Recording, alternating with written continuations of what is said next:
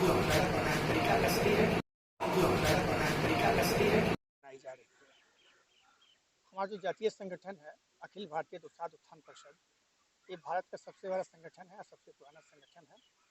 और कुछ दिन से हम लोग ये अनुभव कर रहे हैं कि पासवान जाति का जो वोट बैंक है वो बिखर रहा है, या तो राजनीतिक प्रतिद्वंदिता या महत्वाकांक्षा या लालच बस। विगत कई एक सालों से हमारी जो संस्था है अपने आप में एक फरमान जारी करती है जो किसी एक राजनीतिक दल में के पक्ष में जाता है, और अधिकांश तो पासवान वहीं हम लोग वोटिंग करते हैं। ये परिस्थिति स्वर्गीय रामविलास पासवान के गुजर जाने के बाद बदली है। आज के दिन नतीजा ये हुआ है कि कई एक दल खड़े हो गए हैं। उसमें एक हमारे डॉक्टर जगदीश प्रसाद हैं, वो भी हैं, पद्मश्री डॉक्टर जगदीश प्रसाद हैं, और उन्होंने एक राजनीतिक दल बनाया है जो इस समय किसी दृष्टिकोण से बेहतर माना जा रहा है। हालांकि उनको अभी प्रूफ होना बाकी है कि वो कितना हद तक अच्छा काम कर पाते हैं।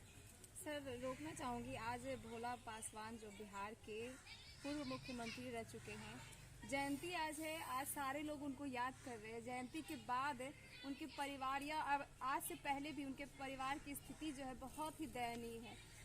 जयंती तो सब मनाते हैं, उनके नाम पर चर्चा करते हैं, वोट बैंक लेने की कोशिश करते हैं, लेकिन उनके परिवार की तरफ कोई, चाहे राजनीतिक दल हो या फिर गैर राजनीतिक दल हो, कोई ध्यान नहीं देता। इस पर क्या कहना चाहिए? मैं कहना चाहूँगा, स्वर्गीय शास्त्री जी हैं, भोला पासवान शास्त्री जी, चूँकि वो संतान विहीन थे जी, उन्होंने जो भी कार्य किया अपने समय में बेहतर का काम किया, और उनकी कोई आर्थिक उन्नति नहीं हो पाई।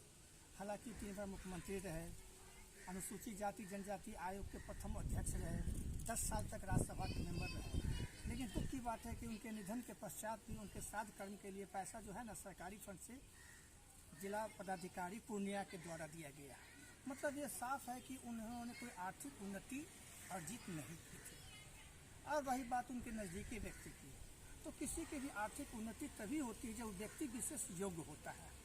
आप किसी को चैरिटी देके, दान देके उसको अमीर नहीं बना सकते हैं, उसको कर्मयोगी बनना पड़ेगा। आज के दिन में हम लोग का जो पासवान समुदाय है काफ़ी आगे बढ़ चुका है। डॉक्टर्स हैं, इंजीनियर्स हैं, ऑफिसर्स हैं, बैंकर्स हैं, राजनेता है, और बिहार में हम लोग पॉलिटिकल फोर्स है। 8 से 9% हम लोग की आबादी भी है, एक पॉलिटिकल फोर्स है। आपने ध्यान दिया होगा कि आज के दिन पटना में 20 से ज़्यादा जगहों पे इनका कार्यक्रम हो रहा है। और दुखद ये है कि ये 3 बार मुख्यमंत्री होने के बावजूद भी पटना शहर में कहीं भी इनकी आदमकद प्रतिमा नहीं है। मतलब पूर्व में इनके योगदान को किसी ने रिकॉग्नाइज नहीं किया। लेकिन आज की डेट में जब पासवान समुदाय का एक वोट बैंक डेवलप कर चुका है, आज लोग इनको याद कर रहे हैं। क्यों? कि बहुत सारे राजनीतिक दल सोच रहे हैं कि इनके चलते हमारा वोट कुछ आ जाएगा। लेकिन जो हमारी जो संस्था है अखिल भारतीय दुसाध उत्थान परिषद, इस पर कटिबद्ध है कि जो भी हमें राजनीतिक हक देगा, आर्थिक हक देगा, रोजगार के मुद्दे पे काम करेगा, उस राजनीतिक दल के साथ हम लोग अपना वोट हैं। लेकिन दूसरे सेगमेंट में जो उन्होंने अच्छा काम किया है उसको लोग भूल जाते हैं, क्योंकि मीडिया में प्रॉपर कवरेज नहीं मिलता है। 1991 में पद्मश्री डॉक्टर जगदीश प्रसाद को पद्मश्री मिल चुका है। 1991 में बिहार में फर्स्ट हार्ट की ओपन हार्ट सर्जरी उन्होंने ही करी थी, Indira Gandhi institute of cardiology जो PMCH कैंपस में। Director general government of India health services रह चुके हैं, वर्ल्ड फेमस कार्डियोलॉजिस्ट है। लेकिन लोग उनको क्या कहते हैं, रामविलास पासवान के आगे वो बौना साबित हो जाते हैं, क्योंकि उनका पॉलिटिकल कद नहीं है। दूसरे सेगमेंट में बहुत से आपके डिस्ट्रिक्ट मजिस्ट्रेट हैं, IAS है, IPS में जो पासवान समुदाय के हैं, जिनको प्रॉपर रिकॉग्निशन नहीं मिलता है। तो हम ये नहीं चाहेंगे कि केवल पॉलिटिकल हाइट पे ही आप किसी को रिकॉग्नाइज कीजिए, अदर सेगमेंट्स में भी रिकॉग्नाइज कीजिए। और जहाँ तक बात है कि रामविलास पासवान उन्होंने काफ़ी कुछ किया है, उनके नाम पे वोट पड़ता है, भविष्य में पड़ेगा। लेकिन कुछ लोग जो समझते हैं कि उनके नाम पे वोट का एक अधिकार है, वो भ्रांति टूट चुकी है।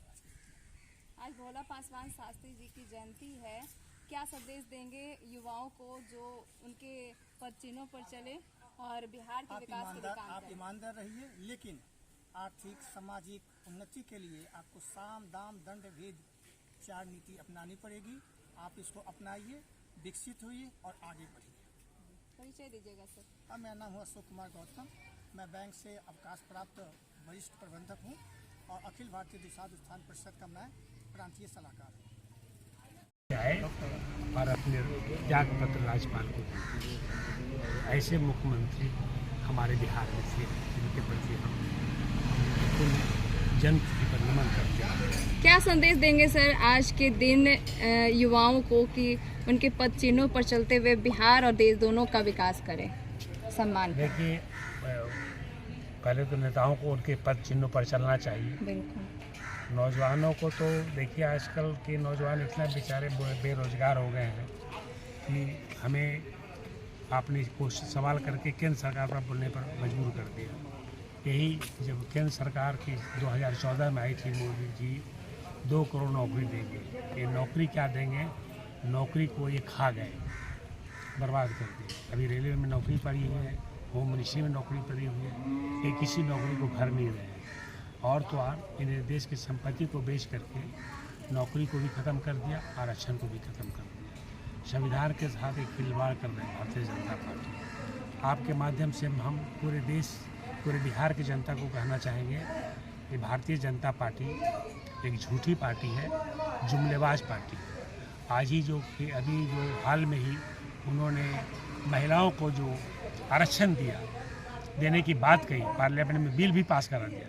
लेकिन ऐसा बिल पास कराया जिसको ये कहा जाए कि बिल पास तो हो गया लेकिन आरक्षण महिलाओं को कभी नहीं मिल पाएगी, क्योंकि उसको कोई टाइम लिमिट नहीं दिया गया है। और तो और उसका ये कहा गया है कि जब देश में सेंसस होगा, उसकी डिलिमिटेशन होगी, तब दिया जाएगा।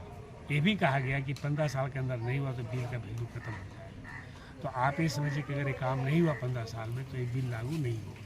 तो एक तरह से इसे अगर इनको लागू करना था तो तुरंत लागू करना था, नहीं तो एक जुमला है, ये भी एक जुमला है। सिर्फ चुनाव को चुनावी देखते जुमला हुए है, ये भी चुनावी जुमला है जिस पर कोई डिस्कस नहीं करने की जरूरत है। ये एक लोगों को भ्रमित, हमारे महिलाओं को भ्रमित करने की बात है कि हम आपको आरक्षण दे रहे हैं। आरक्षण नहीं दे रहे हैं, ये कुछ नहीं दे रहे हैं। जिस तरह से मैंने आपको एक चेक दे दिया और चेक में डाल दिया पीछे का डेट, एक्सपायरी डेट, आप उस चेक को कैश नहीं कर सकते ना, तो एक्सपायरी चेक है। आरक्षण जो दिया गया महिलाओं। चलिए आज सर, भोला पासवान शास्त्री सादगी के देवता कहलाते, क्या कहिएगा? सभी पार्टी आज उनका पुण्यतिथि जयंती समारोह मना रहा है, बड़ी बड़ी बातें कह रही है। क्या लगता है, सिर्फ राजनीतिक बात है वोट के लिए? यह तो दुखद स्थिति है। यह एक चुनावी जुमला भी है। आप भोला पासवान शास्त्री पूर्णिया जिला के बेरगाछी में जन्म लेकर के एक गरीब परिवार में जन्म लिए और झोपड़ी के लाल भी कहे जाते हैं, गुदरी के लाल भी कहे जाते हैं। स्वच्छता, सादगी, ईमानदारी के प्रतीक रहे हैं आप सदा।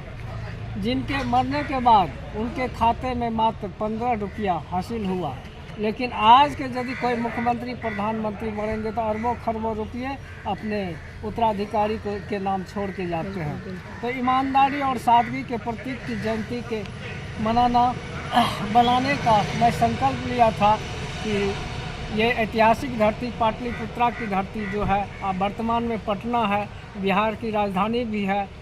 और भोला पासवान शास्त्री इतना ईमानदार थे कि कहीं भी अपनी झोपड़ी से महल नहीं खड़ा कर सके और पटना के ऐतिहासिक धरती पर भी आज तक वो भूमिहीन और भवनहीन ही रह गए। मरने के बाद भी हम लोग बार बार कोशिश किए कि माननीय मुख्यमंत्री महोदय से मांग करता हूं कि 5 कट्ठा 10 कट्ठा कहीं उनके नाम ज़मीन मिल जाता और एक माननीय भोला पासवान शास्त्री शोध संस्थान भी बन जाता तो अच्छा होता कि कम से कम राजनीति में और समाज में ईमानदार और सादगी, स्वच्छता के प्रतीक के रूप में लोग पैदा लेते और अपने देश का नाम रोशन परिचय दीजिए। मैं जयकांत पासवान, बिहार प्रदेश संयोजक, अखिल भारतीय दुसाध उत्थान परिषद। आप लोगों का बहुत बहुत